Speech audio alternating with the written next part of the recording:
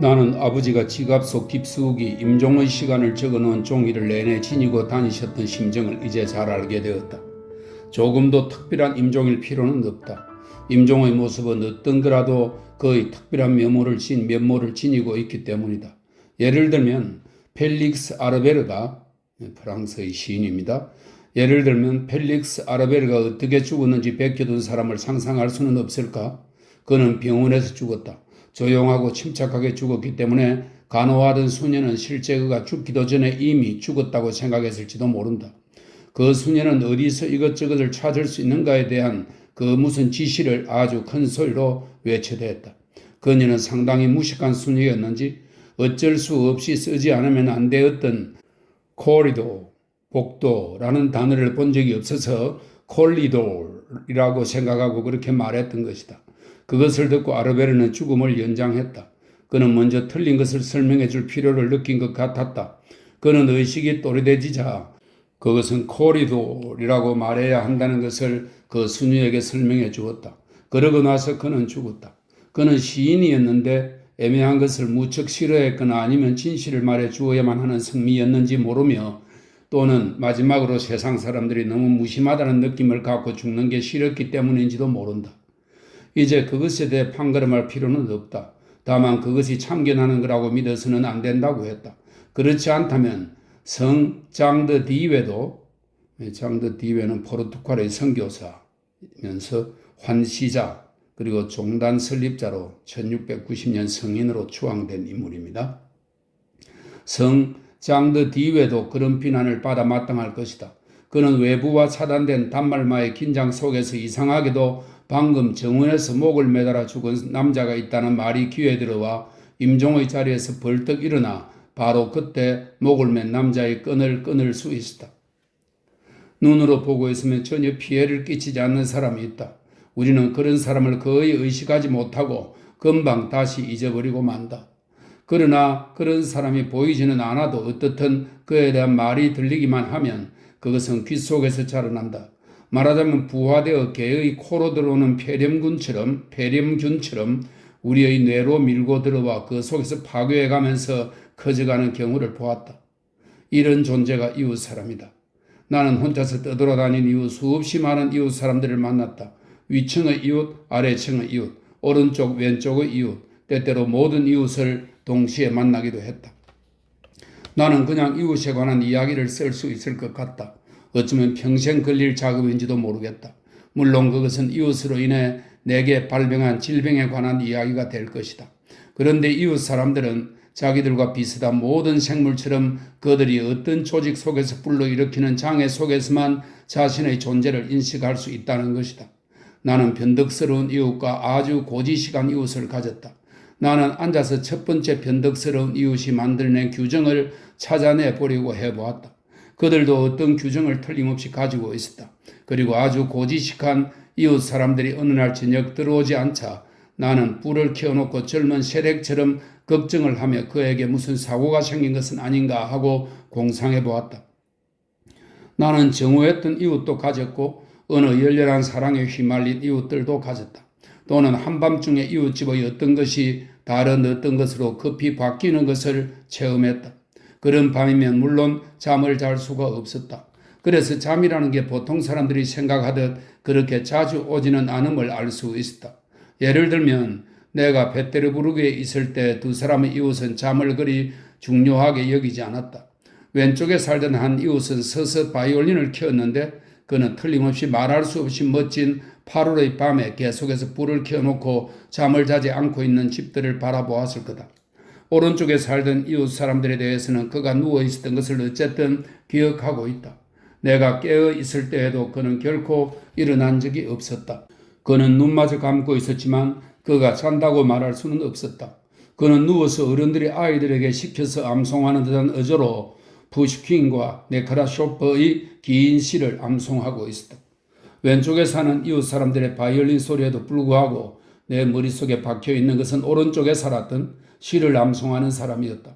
오른쪽에 사는 이웃을 종종 찾아오던 학생이 어느 날 문을 혼동하여 내 방에 찾아오는 일이 없었더라면 그 학생은 내게 그의 친구 이야기를 해 주었는데 그 이야기가 어느 정도 나를 안심시켜 주었다. 어쨌든 그것은 정확하고 명백한 이야기였으므로 내 온갖 상상의 번데기는 그것으로 껍질을 벗었다. 옆방의 말단 공무원은 어느 일요일에 기묘한 일을 해결해야겠다는 생각이 들었다. 그는 자신이 분명히 오래 살 수 있을 거라고, 그러니까 아직 50년은 더 살 수 있을 거라고 가정해 보았다. 이렇게 넉넉하게 가정하고 보니 기분이 몹시 상쾌해졌다. 그런데 그는 지금 스스로 시간을 앞질러 보고 싶은 생각이 들었다. 그는 곰곰이 생각한 나머지 그 50년이라는 시간을 하루로 바꾸고 시간으로 다시 분으로 정말 견딜 수 있다면 초로도 바꿀 수 있다고 생각하고 계산하고 또 계산하여 지금까지 한 번도 보지 못한 총액이 나왔다. 머리가 어지러웠다. 조금 진정해야 할 정도였다. 평소에 시간은 귀중한 거라고 들어왔는데 그런 엄청나게 많은 시간을 갖고 있는 인간을 감시하는 사람이 없다는 것이 그에게는 놀라웠다. 그냥 쉽게 도둑 맞을 수도 있었다. 그러다가 그는 다시 기분이 좋아져 들뜬 상태가 되어서 좀 더 풍채가 당당하게 보이도록 털 외투를 걸치고 시간이라는 그 환상적인 재산을 자신에게 선물했다. 그러고는 약간 겸손하게 자신을 향해 말했다. 니콜라이 코스미치 하고 호의적으로 말을 걸었다. 그러고 나서 또 한 명의 자신이 외투를 걸치지 않고 왜소하고 초라하게 말의 꼬리틀로 된 소파에 앉아있는 모습을 상상했다. 니콜라이 코스미치, 나는 말이야 하고 그는 말했다. 당신은 자신이 가진 부에 관해 조금도 자만해서는 안 되겠지. 재산이 중요한 게 아님을 항상 생각하기나 세상에는 가난한 사람들 중에서도 존경할 수 있는 사람이 있네. 거리에서 행상을 하며 돌아다니는 몰락한 귀족들도 있고 장군의 딸도 있지. 자선사업가는 시내 전체에 알려져 있는 갖가지 사례들을 열거했다. 시간을 선물 받고 말틀 소파에 앉아있는 또 하나의 니콜라이 쿠스미치는 아직은 거만한 태도를 전혀 보이지 않는다. 그는 이성적으로 행동하리라 본다. 실제로 그는 겸손하고 고지식한 생활 자체를 조금도 바꾸지 않았다. 일요일에는 시간을 계산하느라 시간을 보냈다. 그러나 몇 주일 후 그가 말할 수 없을 정도로 많이 지출했음이 드러났다. 절약해야 한다고 생각했다. 아침에 일찍 일어나서 세수도 꼼꼼하게 하지 않고 차도 서서 마시며 관청에는 달려가서 너무 일찍 도착하게 될 정도였다. 그는 모든 일에 시간을 조금씩 절약했다. 그러나 일요일에 계산을 해보니 하나도 절약되지 않았다. 그때 그는 자신이 사기당했다는 생각이 들었다. 바꿀 필요가 없었는데 라고 그는 중얼거렸다. 1년이라는 시간이 얼마나 긴 것인지, 그러나 그에 비해 이 하찮은 잔도는 어찌된 일인지 금방 없어졌다. 그렇게 해서 어느 기분 나쁜 오후가 되었는데 그는 말틀 소파에 앉아서 외투를 걸친 신사를 기다리며 그 이전의 시간을 되돌려 받으려고 생각했다. 문을 걸어 잠그고 되돌려 줄 때까지는 그를 나가지 못하게 하겠다고 마음먹었다. 지폐로 돌려달라 하고 그는 말하려고 했다. 10년짜리 지폐로라도, 10년짜리 지폐 넉 장, 5년짜리 지폐 한 장, 그리고 그 나머지는 그에게 주려 했다.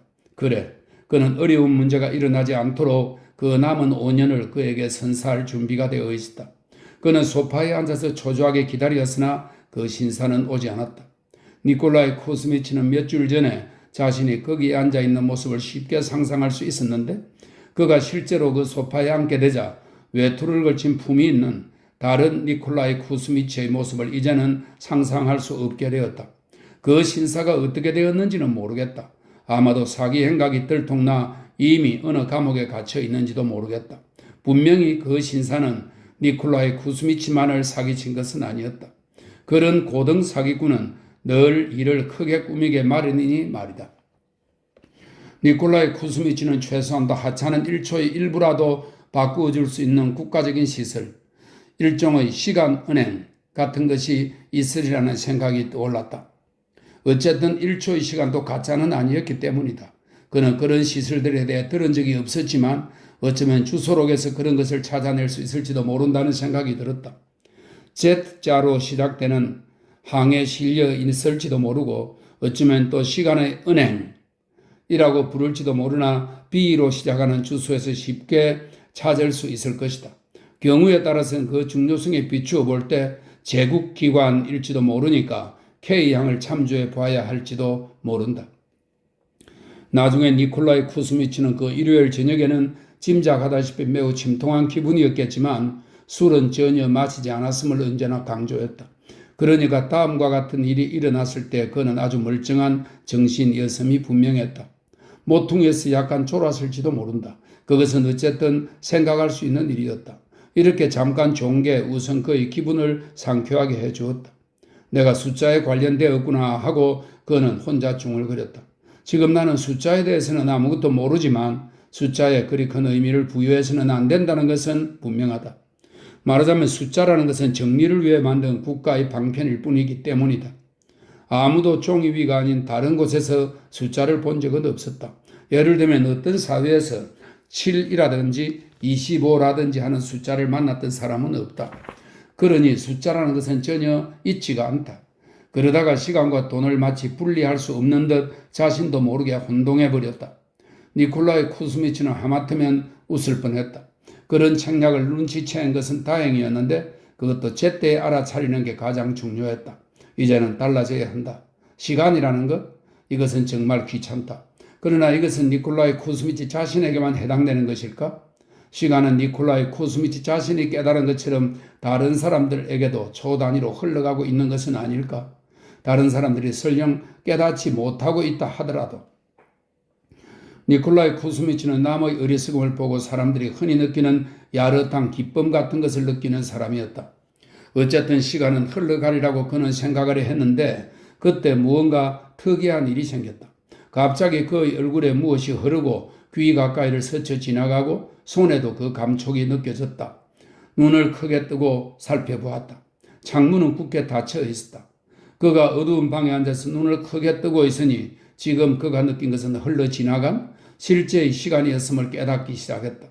그는 이 모든 작은 초들을 형체로서 인식했다. 그는 1초 1초를 모두 형체를 가진 것으로 곧 하나같이 미지근하지만 빠르디 빠른 것으로 인식했다. 시간이 어떤 것을 계획하고 있는지는 몰랐다. 평소 바람만 불어도 그것을 모욕적인 것으로 느꼈던 그에게 지금 이런 일이 일어나다니. 이제 그는 방에 앉아서 평생토록 시간이 그렇게 흘러가는 것을 느껴야 하리라. 그는 그것으로 인해 생길 신경통을 예견하고 화가 치밀어 자신을 잊을 지경이었다. 그는 벌떡 일어났지만 놀라운 일은 아직 끝나지 않았다. 그의 발 아래에도 움직임 같은 것이 있었다. 단순한 움직임이 아니라 복잡하고 미묘하게 섞인 움직임이었다. 그는 어안이 벙벙하여 꼼짝하지 않고 있었다. 지구가 움직이는 것일까? 틀림없이 지구의 움직임이었다. 왜냐하면 지구는 움직이기 때문이었다. 그것에 관해 학교에서 들은 적은 있지만 그 부분에 대해서는 빨리 지나가 버려 나중에는 애매해져 버렸다. 그것에 관해 말하는 것이 맞지 않는 일로 여겨졌다. 그러나 지금 그가 갑자기 예민해졌기 때문에 그는 그런 것도 느낄 수 있었다. 다른 사람들도 그것을 느끼고 있었을까? 느끼고 있지만 그런 기색을 나타내고 있지 않을지도 몰랐다. 어쩌면 선원들에게는 아무렇지도 않을지 모른다. 그러나 니콜라이 쿠스미치는 이 점에 있어서는 좀 민감해져 전차조차 타지 않았다. 그는 마치 갑판 위에 있는 듯 방 안을 비틀비틀 왔다 갔다 하며 오른쪽이나 왼쪽으로 몸을 가누어야 했다. 불행하게도 그는 지축이 비스듬하다는 생각을 떠올렸다. 아니, 그는 이 모든 움직임을 견딜 수가 없었다. 비참하게 느껴졌다. 누워서 조용히 있으라는 글을 언젠가 읽은 적이 있었다. 그 이후로는 니콜라이 쿠스미치는 늘 누워 있었다. 그는 누워서 눈을 감고 있었다. 그러다 보면 흔들림이 적은 날들이 있었는데 그럴 땐 잘 견딜 수 있었다. 그런 날에 그는 시를 가지고 해볼 무엇을 생각해냈다. 그것이 얼마나 도움이 되는지 알 수 없었다. 만일 사람이 한 편의 시를 가군에 똑같이 액센트를 주면서 천천히 소리내어 읽으면 시선을 줄 수 있는 무언가 안정된 것이 생겨서 내면적으로 이해하게 된다. 그가 이런 시를 모두 알고 있었다는 것은 다행이었다. 그는 평상시에 특히 문학에 관심을 가졌기 때문이었다. 그와 오랫동안 사귀어온 학생의 말에 의하면 니콜라이 쿠스미치는 자신이 처한 상황에 대해 괴로워하지는 않았다고 했다. 그의 마음속에서는 그 학생처럼 돌아다니면서 지구의 움직임에 익숙해지는 사람들에 대해 몹시 감탄하는 마음이 생겨날 뿐이었다. 나는 이 이야기를 아주 정확하게 기억하고 있는데 그것은 그 이야기가 내 마음을 말할 수 없이 가라앉혀 주기 때문이다. 나는 니콜라이 쿠스미치처럼 편안한 이웃을 두 번 다시 가진 적이 없었다고 분명히 말할 수 있다. 그 사람도 틀림없이 나에 대해서 감탄했을 것이다. 이런 경험을 한 이후로 나는 그와 비슷한 일이 있을 때에는 항상 먼저 사실을 규명하기로 마음먹었다. 나는 억측에 비해 사실이라는 게 얼마나 단순하고 마음을 들어주는 것인지 깨달았다.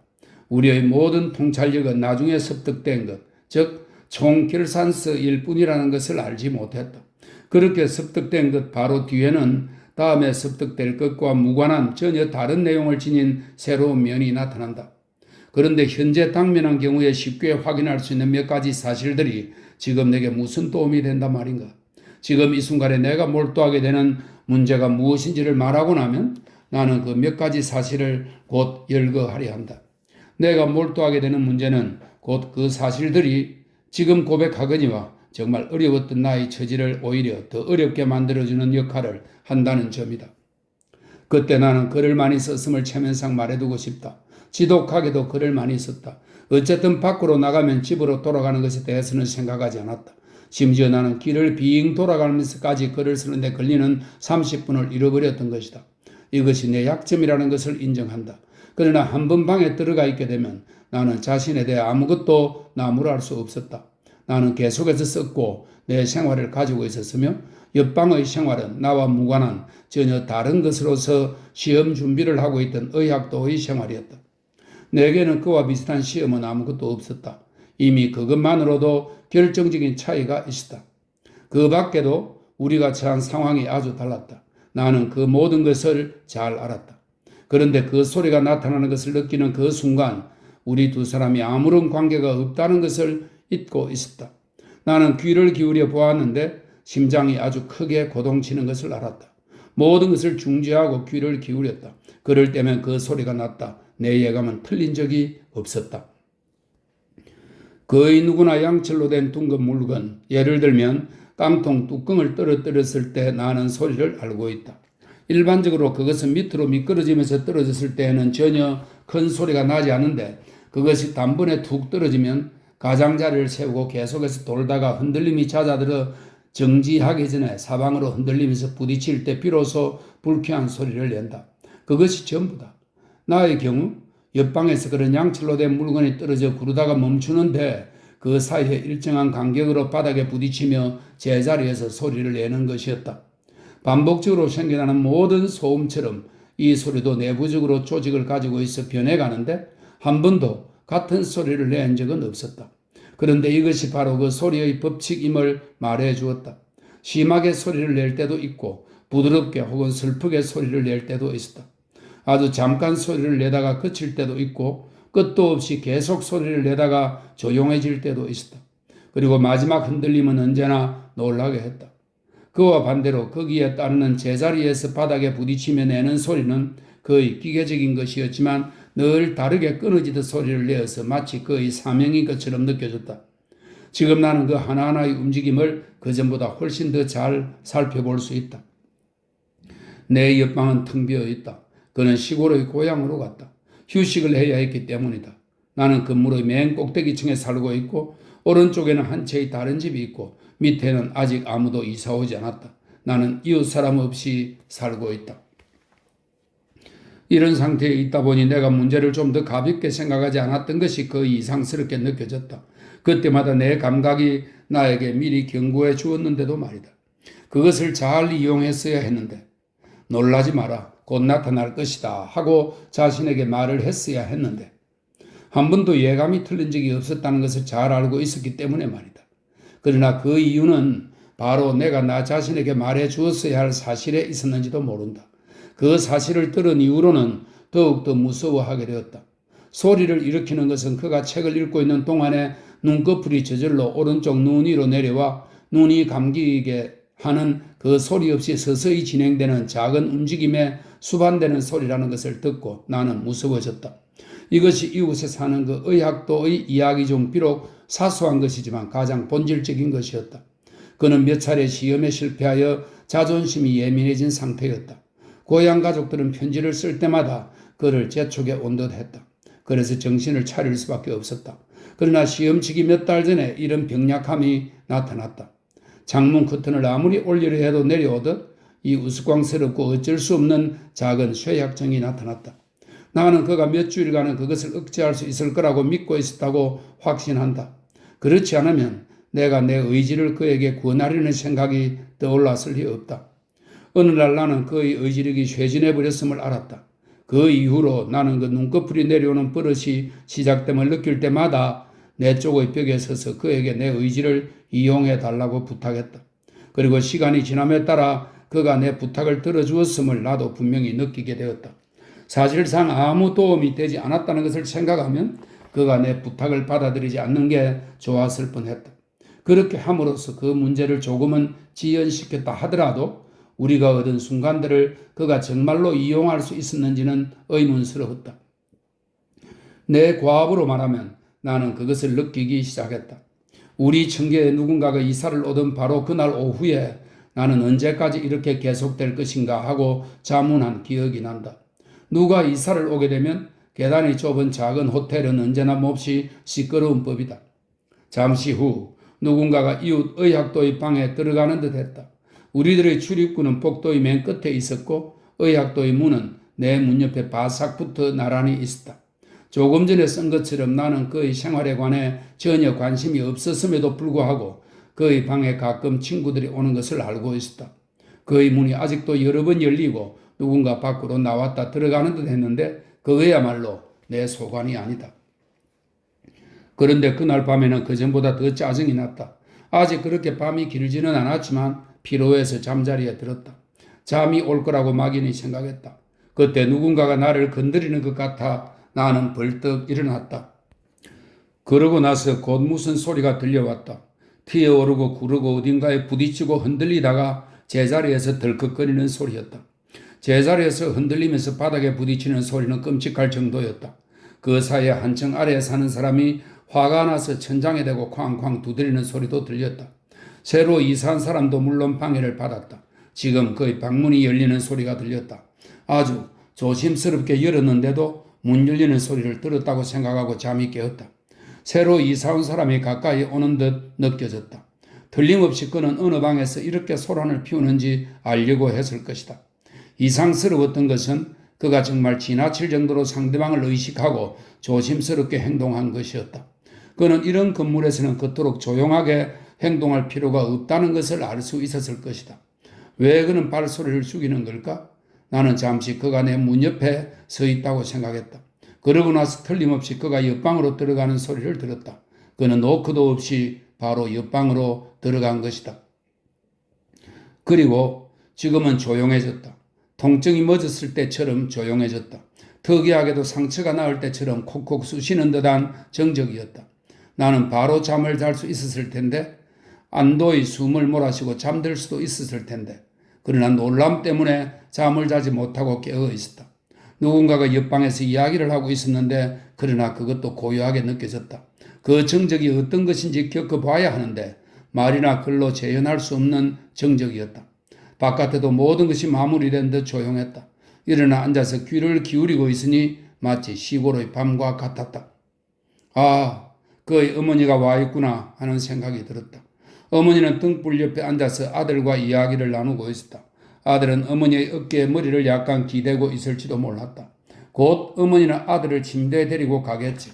이제 나는 조금 전 복도의 조용한 발소리가 뭔지 알았다. 아, 그런 분이 있었구나.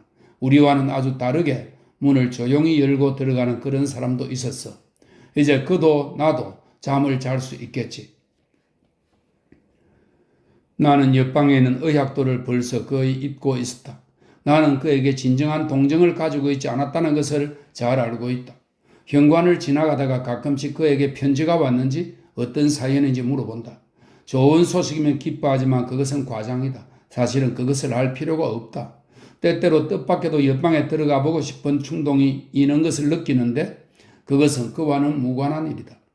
내 방문에서 그의 방문까지는 한 걸음일 뿐이며 그의 방은 잠겨 있지도 않다. 그의 방이 실은 어떤지 보는 것은 흥미로울 텐데 사람은 쉽게 어느 방이든지 상상해 볼 수 있고 종종 그 상상이 대충 맞기도 한다.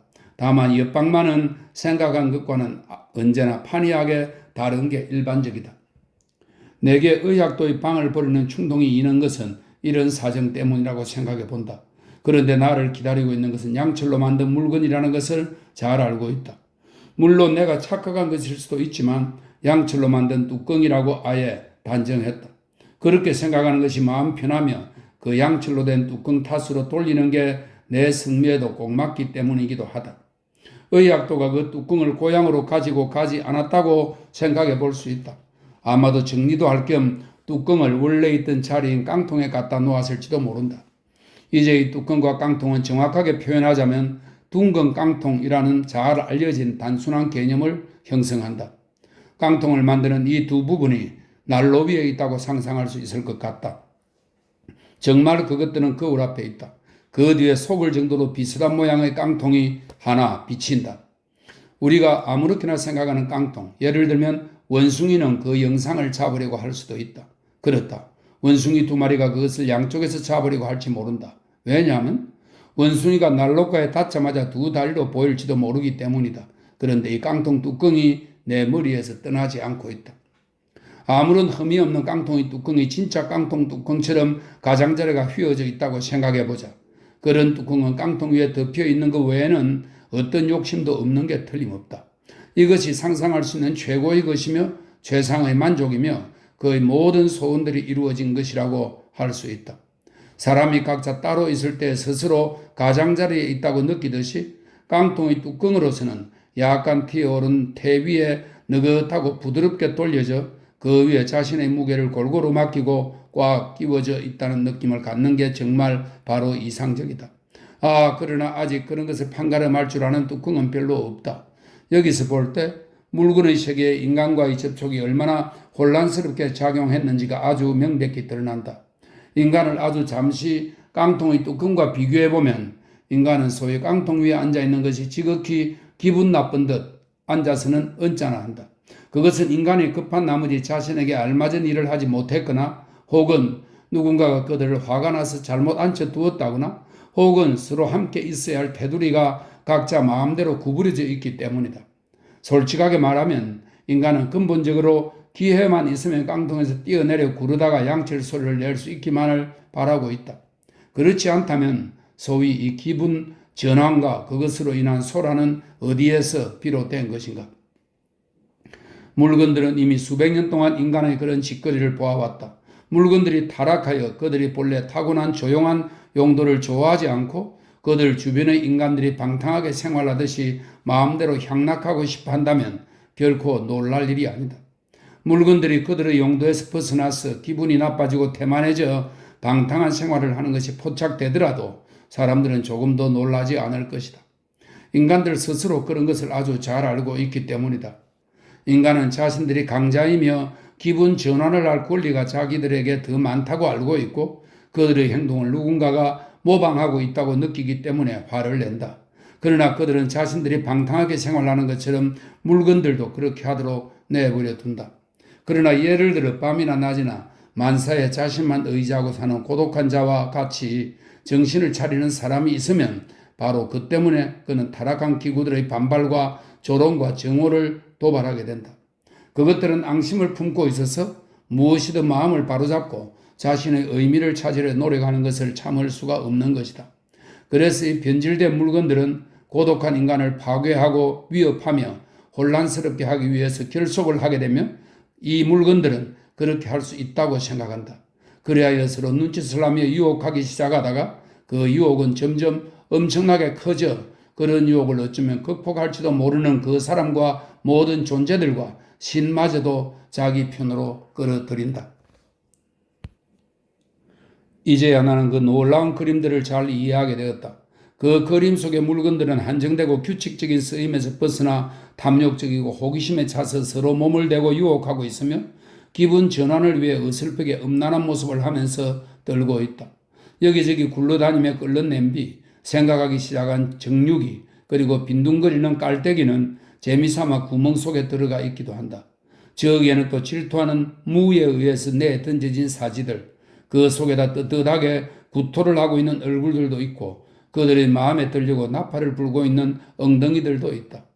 그리고 성자는 오그린채 잔뜩 몸을 구부리고 있다. 그러나 그의 두 눈에는 그런 짓거리를 봐주는 시선이 있다. 그는 이미 보고만 것이다. 그러면 벌써 성자의 오관은 그의 영혼의 맑은 용액에서 풀려나와 침전하기 시작한다. 그의 기도는 벌써 잎이 떨어지고 말라버린 관목처럼 입에서 나오고 있다.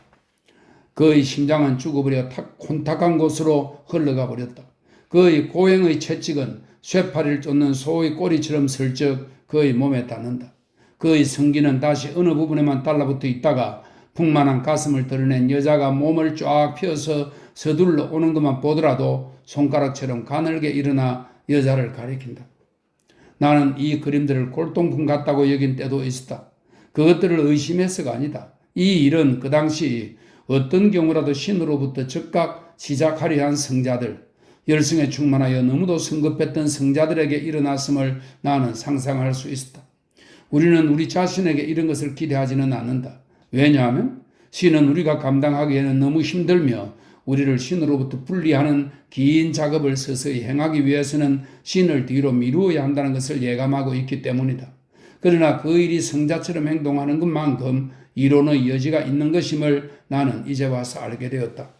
옛날에 동굴이나 텅 빈 숙소에서 신을 섬기기 위해 고독해진 사람들의 주위에서 형성되었던 것처럼 그들로 인해 고독한 모든 사람의 주위에도 이런 것이 생긴다는 것을. 사람들이 고독한 사람에 관해 말할 때면 언제나 너무 많은 것을 전제한다. 즉 보통은 고독한 사람이 어떤가를 듣는 사람이 알고 있을 거라고 생각한다. 그러나 그들은 그것을 모르고 있다. 왜냐하면 그들은 고독한 사람을 한 번도 본 적이 없고 그가 어떤 사람인지 모르면서 그를 미워했기 때문이다.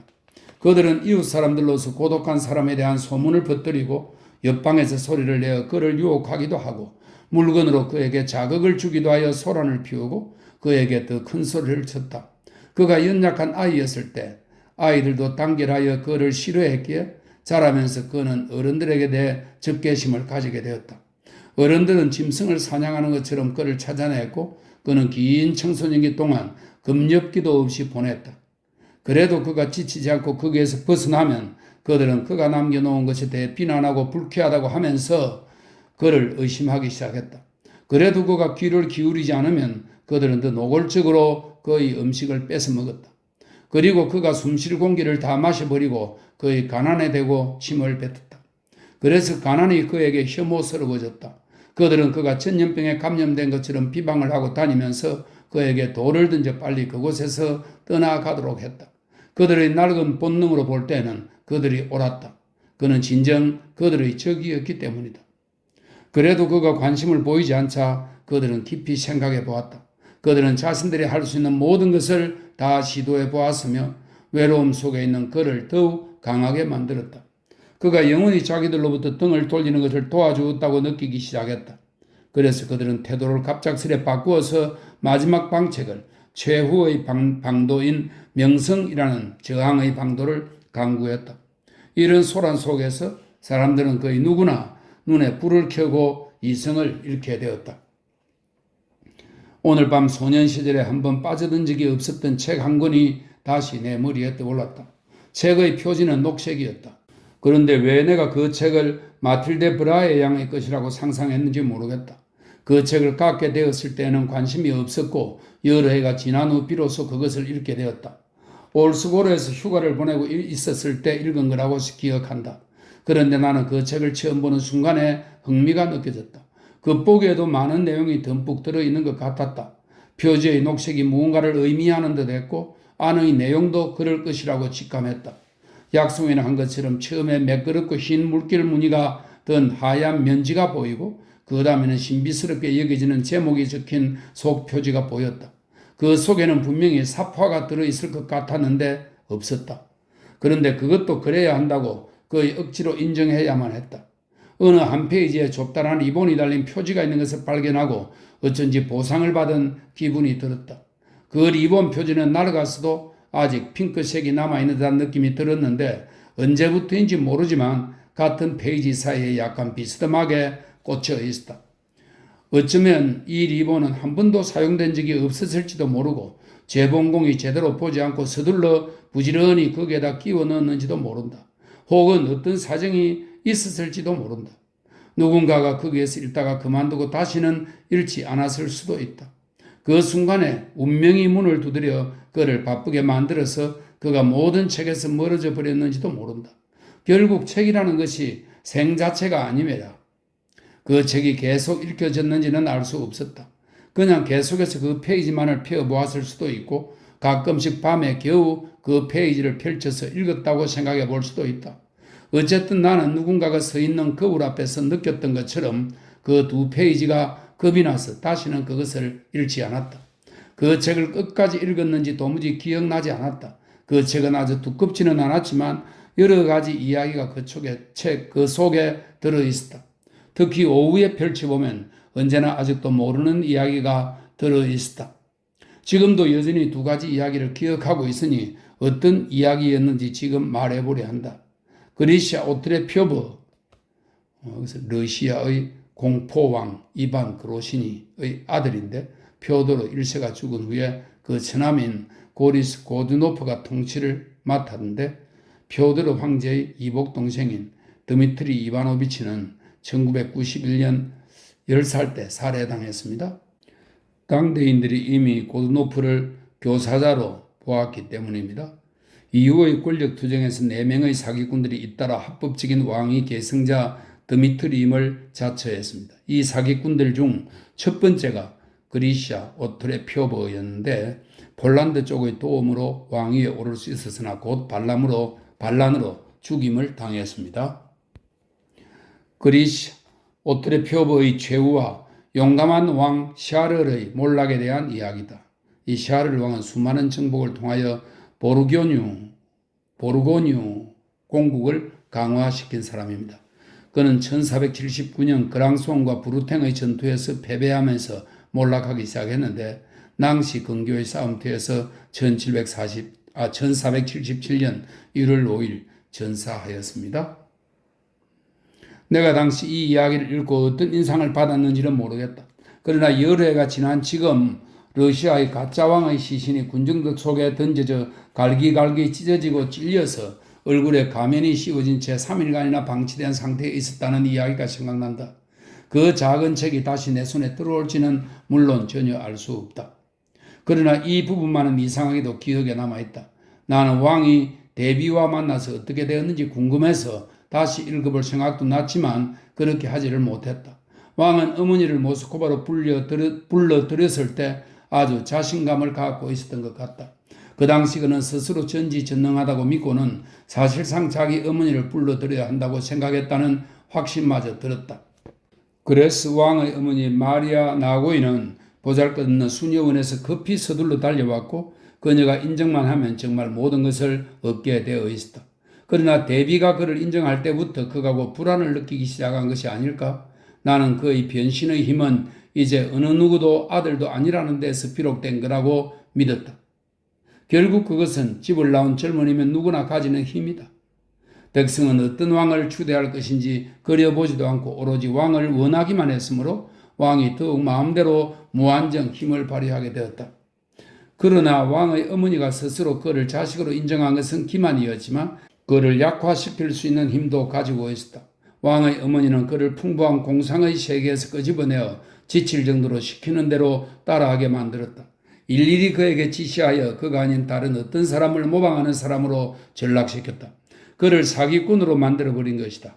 거기다가 왕비인 마리나 머니책이 가세하여 마리나 머니책은 오트레 표보의 폴란드인 아내입니다. 오트레 표보가 죽은 후 제2의 가짜 드미트리와 결혼한 인물입니다. 마리나 머니책에 가세하여 은근히 그의 힘을 해체시키면서 그 자신을 부인하고 말았다. 나중에 밝혀진 바로는 누구든 상관없이 모두를 그냥 믿은 것이다. 이 이야기의 전말이 책에서 어느 정도 다루어졌는지 물론 단언할 수는 없지만 그 대목까지는 언급되었을 것 같다. 그러나 그것은 별도로 하고도 이 일은 전혀 쓸모없는 옛 이야기가 아니다. 마지막 순간을 아주 신중하게 처리하는 작가를 지금 생각할 수 있으리라. 작가가 그렇게 하는 것이 부당한 일은 아닐 거다. 최후의 순간에 많은 사건들이 일어나기 때문이다. 가짜 왕 그리시아는 깊은 잠에서 깨어나 창으로 뛰어가 창을 뛰어넘고 위병들이 있는 안뜰로 뛰어내린다. 그는 혼자서는 일어날 수 없을 정도로 다쳐서 위병들이 도와주어야 일어날 수 있었다. 아마 발이 부러졌겠지. 그는 위병들 2명에게 기대면서 그들이 아직 자기를 믿고 있음을 느꼈다. 그는 주위를 둘러보고는 다른 위병들도 자기를 믿고 있다고 느꼈다. 그러자니 이 거인처럼 큰 근위병들이 거의 불쌍하게 여겨지기까지 했을 것이다. 사태는 이 지경에까지 이르렀다. 그들은 이반 그로스니를 실제로 샅샅이 알고 있었을 텐데도 그를 믿고 있는 것이다. 그는 위병들에게 사실을 털어놓을 생각도 하고 있었지만 입을 열게 되면 통증이 심해 그냥 고함을 지를 것 같았다. 발의 통증이 미칠 듯이 심해서 그 순간에 자신이 처한 위험에 대해서는 거의 생각하지 않고 오로지 통증만을 생각했다. 그런데 이미 닥칠 일에 대처할 시간은 없었다. 사람들이 몰려왔고 그는 맨 앞에 선 슈이스키를 보았고, 이 슈이스키는 오트레 표벌을 밀어낸 반란의 주동자입니다. 슈이스키를 보았고 모두가 그의 뒤에 따라오는 것을 보았다. 곧 끝장이 나겠지. 그러나 그때 그의 근위병들이 그의 주위를 둘러서서 그를 넘겨주지 않으려 했고 기적이 일어난다. 이 늙은 근위병들의 믿음은 다른 위병들에게 전달되어 갑자기 아무도 더 앞으로 나오려고 하지 않는다. 그에게 바싹 다가선 슈이스키는 기가 차서 창문을 향해 소리를 질러댔다. 가짜왕 그리샤는 돌아보려고도 하지 않으나 그는 그곳에 누가 서 있는지 알고 있다. 정말 순식간에 조용해졌다. 이젠 그전부터 귀에 익어온 목소리가 들릴 것이다. 날카롭게 고양된 목소리. 그때 그를 부인하는 어머니의 목소리를 듣는다. 여기까지는 이야기가 저절로 진행된다. 그러나 지금부터 이야기할 사람이 필요하다. 왜냐하면 남은 몇 줄에서는 어떤 항변도 이겨넘길 강렬한 힘이 나와야 하기 때문이다. 어쨌든 들리는 목소리와 권총소리 사이에 어쩔 수 없이 끼어서 다시 한번 모든 것이 때리는 그의 의지와 힘이 그의 내부에서 분출되었다는 것을 장담할 수 있어야 한다. 그렇지 않으면 비명과 총소리가 그의 잠옷을 꿰뚫고 마치 한 인간의 강인함을 무찌르듯이 그의 내부 여기저기를 이리 찌르고 저리 찌르던 일이 한치의 애누리 없이 그 장담과 맞아떨어진 것을 사람들은 어떻게 이해할 수 있겠는가? 그리고 죽음 속에서도 그가 아직 가면을 쓰고 있었음을, 벌써 3일 동안이나 그의 포교했었던 황제의 가면을 쓰고 있었던 걸 어떻게 이해할 수 있겠는가? 지금 생각하면 같은 책 안에서 온 생애를 통해 변함없이 똑같았던 사람의 종말 이야기가 나오는 것은 이상한 일로 여겨진다. 그 대리석처럼 딱딱하고 변함이 없었으며 그를 견뎌내야 했던 모든 사람에게 갈수록 무거운 짐이 되었다. 디종에는 이 용장 샤를공의 초상화가 있다. 그는 성질이 급하고 괴팍하며 오만하고 난폭했다는 것도 잘 알려진 사실이다. 다만 그의 손에 대해서는 아무도 생각하지 않았을 것이다. 그의 손은 지독하게 뜨거웠기 때문에 언제나 식혀야 했고 자신도 모르게 손가락을 벌려 손가락 사이에 공기를 집어넣거나 차가운 것 위에다 손을 올려두어야 했다. 피가 머리로 올라가듯이 이 손으로 흘러 들어갔기 때문에 그의 두 손은 실제로 미친 사람의 머리처럼 온갖 공상들이 소용돌이 쳤다. 이런 피로 살아가자면 무척 조심해야겠다. 그래서 샤를공은 자신 안에 틀어박혀 있었다. 가끔씩 이 피가 은밀하고 어둡게 몸에 돌아다닐 때면 그는 두려워했다. 포르투갈인의 피가 반쯤 섞여 있는 자신의 격정적인 피를 그는 거의 알지 못했다. 그 피는 그에게 끔찍하게도 낯설었다. 자고 있는 동안에도 피가 자신을 공격하여 찢어버릴 수 있다고 생각하면서 종종 불안해했다. 그는 피를 길들이는 것처럼 보였으나 언제나 피를 두려워하고 있었다. 그는 피가 질투할까봐 어떤 여자도 사랑하려 하지 않았다. 피가 아주 격렬했으므로 포도주를 한 번도 입에 갖다 대지 않았으며 술을 마시는 것 대신 장미잼으로 피를 달래주었다. 그러나 그라송이 함락되었을 때 로잔의 진영에서 딱 한 번 포도주를 마셨다. 그때 그는 아파서 드러누워 있으면서 상당히 덜 익은 포도주를 마셨다. 그러나 그 무렵 그의 피는 잠자고 있었다. 무의미했던 만년에는 피가 때때로 짐승의 잠처럼 깊이 잠에 떨어지는 때도 있었다. 그러니까 그가 얼마나 피의 힘에 압도당하고 있는지 뚜렷해졌다. 피가 잠이 들면 그는 아무것도 아니기 때문이었다. 그럴 때면 그를 시중드는 사람들 중에 어느 누구도 들어갈 수 없었다. 그는 사람들이 말하는 것도 알아듣지를 못했다. 그의 모습이 처참해져 외국 사신에게 보여줄 수 없었다. 그럴 때면 그는 앉아서 피가 깨어나기를 기다렸다. 그리고 대체로 피는 갑자기 일어나 심장에서 터져나와 끌어올랐다. 이 피를 위해 그는 아무 쓸모없는 온갖 물건들을 끌고 다녔다. 세계의 커다란 다이아몬드와 엄청난 보석들, 블랑드르의 레이스, 아라스의 벽걸이 등을 한 무더기씩 가지고 다녔다. 금실을 꼬아 만든 그의 비단 천막과 그의 시종들용의 400개의 천막, 그리고 나무에 그린 그림, 순은으로 된 12명의 사도상, 타렌트의 왕자, 클레베공, 바덴의 필립공, 샤토공의 테수 등을 수행했다. 이 모두 샤를 왕의 동맹자들입니다. 왜냐하면 그는 자신이 황제로서 아무도 그를 지배하지 못한다는 것을 자기의 피에게 보여주어서 피가 그를 두려워하게 하려 했다. 그러나 그런 것을 증명해 보였는데도 그의 피는 그를 믿지 않았다. 의심이 많은 피였다. 잠깐 동안은 그의 피가 갈피를 잡지 못하도록 할 수 있었다. 그러나 우리의 호르는 그를 배반했다. 설명입니다. 1477년 스위스의 우리라는 지방에서 스위스군의 호른 소리에 놀란 부르트군 특국의 카를 왕 군대는 1월 5일 성년절 하루 전날에 결국 프랑스의 낭시에서 벌어진 이 전투에서 완전히 패배당하고 카를 왕도 전사했다고 합니다. 이렇게 해서 찬란했던 부르군트 왕국이 멸망했다는 고사를 여기서 인용한 것이라고 합니다. 그러나 우리의 호르는 그를 배반했다. 이후 그의 피는 자신이 패배자의 피인 것을 알고는 밖으로 나오려 했다. 지금 나는 그의 이야기를 이렇게 이해하고 있다. 그러나 그 당시에는 사람들이 그를 찾아다니던 공현절에 대한, 공현절은 동방박사 세 사람이 베들레헴에 찾아온 축일입니다. 공현절에 대한 장면을 읽고는 특히 깊은 감명을 받았다. 이상하게도 급하게 끝나버린 낭시에서의 전투 바로 직후, 그리고 공현절 전날에 로트링헨의 젊은 영주는 사를 왕이 1675년에 정복하였던 로렌 공국의 25세의 공작 르네 2세를 말합니다. 이 젊은 영주는 폐허가 된 고향 도시 낭시로 말을 타고 들어와서는 그 다음날 아침 일찍 시종들을 깨워 샤를공의 행방을 물었다.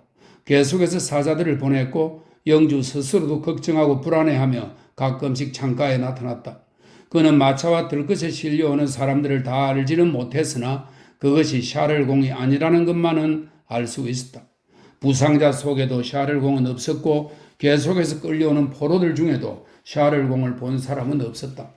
피난민들도 사방에 여러 가지 소문을 퍼뜨리고 다녔지만 뜻밖의 샤를공을 만나지는 않을까 두려워하며 허둥대고 있었다. 날이 벌써 어두워졌으나 그에 관해서는 아무 소식도 들리지 않았다.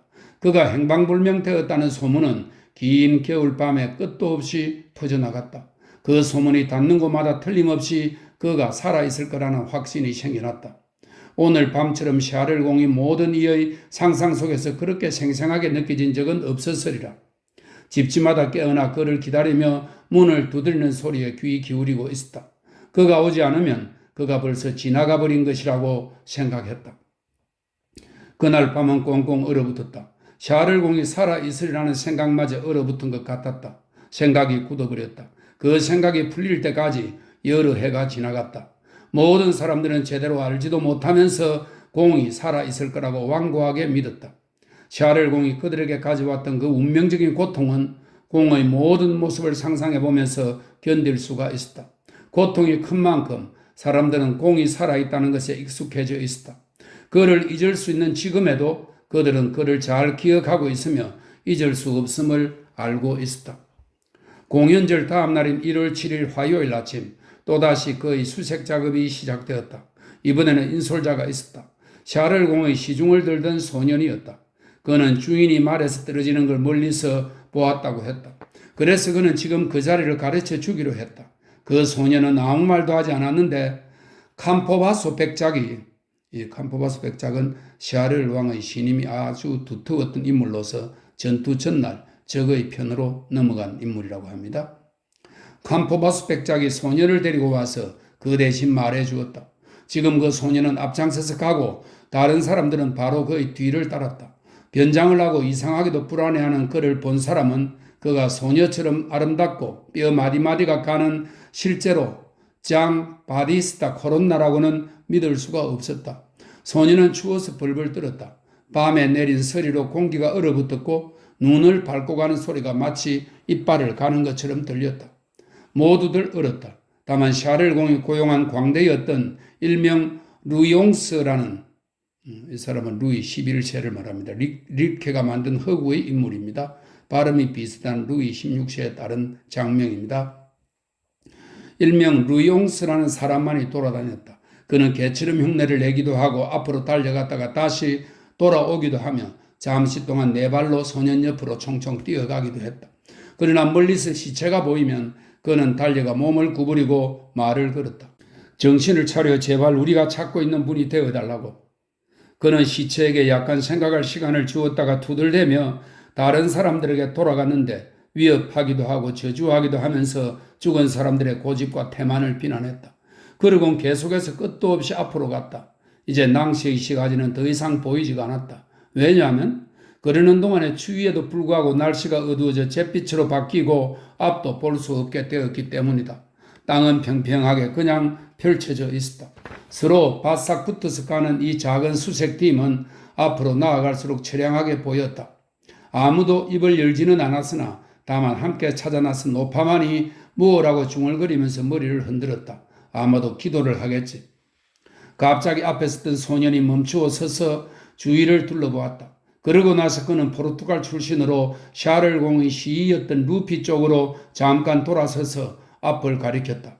몇 걸음 앞에 얼음판이 있었다. 웅덩이 같기도 하고 목 같기도 한 곳에 10 내지 12개의 시체가 반쯤 잠긴 채로 있었다. 시체들은 거의 완전히 옷이 벗겨지고 약탈당한 모습이었다.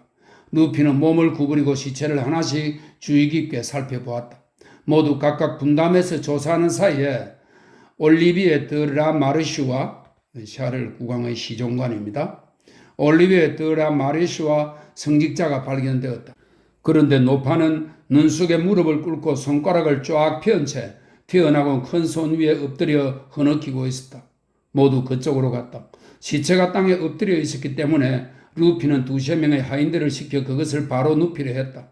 그러나 얼굴이 얼어붙어 있어서 얼음에서 잡아 뗐을 때에는 한쪽 볼의 살갗이 얇고 거칠게 벗겨져 있었으며 다른 쪽 볼은 개나 이리에게 물어뜯겨 귀 언저리가 크게 갈라지고 상처가 나 있어서 사람의 얼굴이라고 말할 수 없었다. 한 사람씩 뒤를 돌아다보았다. 각자 등 뒤에 로마인이 있을 거라고 생각했다. 로마인은 샤를 왕의 시동을 이야기합니다. 그러나 그들은 다만 피투성이가 되어 흉한 모습을 하고 달려오는 광대를 보았을 뿐이었다. 그는 외투를 들어올려 마치 무언가가 떨어지기라도 할 것처럼 흔들어댔다. 그러나 그의 외투에서는 아무것도 떨어지지 않았다. 그때 사람들은 시체의 특징을 찾아버리고 거리로 갔다. 2~3가지 특징이 발견되었다. 불을 피워 따뜻한 물과 포도주로 시체를 씻었다. 목에 상처가 드러났고 커다란 종기가 2군데나 나타났다. 시인은 이제 의심하지 않았다. 그러나 사람들은 여전히 다른 특징들을 찾아 비교했다. 광대 루이 옹스는 몇 걸음 떨어진 곳에서 커다란 흑마 모로의 시체를 발견했다. 그 말은 샤를공이 낭시가 함락되던 그날 타고 있던 말이었다. 공은 말 위에 앉아서 짧은 다리를 늘어뜨리고 있었다. 공의 코에서 흐르는 피가 입으로 흘러들어가 그가 그것을 맛있게 마시고 있는 듯 보였다. 저편에 있던 하인 한 명이 공작의 왼발에 발톱 하나가 살 속으로 들어가 있다고 기억해냈다. 모두들 그 발톱을 찾아보았다. 그러자 광대는 누가 간지럽히기라도 하는 듯 몸을 가만두지 못하고 소리를 질렀다. 아, 주인나리, 이 어리석은 자들이 주인님의 보기 흉한 상처를 파헤치는 걸 용서하여 주십시오. 이들은 주인님의 덕을 그리워하는 내 슬픈 얼굴을 보고도 주인님을 알아보지 못하고 있는 것입니다. 시신이 안치되었을 때 맨 먼저 그 안으로 들어간 사람은 공의 광대였다. 시신은 게오르크 마르키라는 사람의 집에 안치되어 있었고 일이 왜 그렇게 됐는지는 아무도 몰랐다. 관을 덮는 천이 아직 덮여 있지 않았기 때문에 광대는 모든 것을 다 보게 되었다. 하얀색 상의와 짙은 다홍색 외투가 검은 관과 그 뚜껑 사이에서 서로 거부하는 듯이 강한 대조를 이루고 있었다. 앞에는 금으로 도금을 한 커다란 박차가 달린 주홍색의 승마용 장화가 놓여 있었다. 그리고 이름 모를 보석이 달린 공작의 큰 왕관이 눈에 띄었고 저쪽 위에 있는 게 머리라는 것은 말할 필요가 없었다. 루이 옹스는 여기저기 돌아다니며 모든 것을 세세하게 살펴볼 수 있었다. 잘 알지도 못하면서 그는 공단도 만져보았다. 고급 비단이겠지만 보르고뉴 가문에 비해서는 약간 품질이 떨어지는 것일지도 몰랐다. 그는 전체를 한눈에 보기 위해서 다시 한번 뒤로 물러섰다.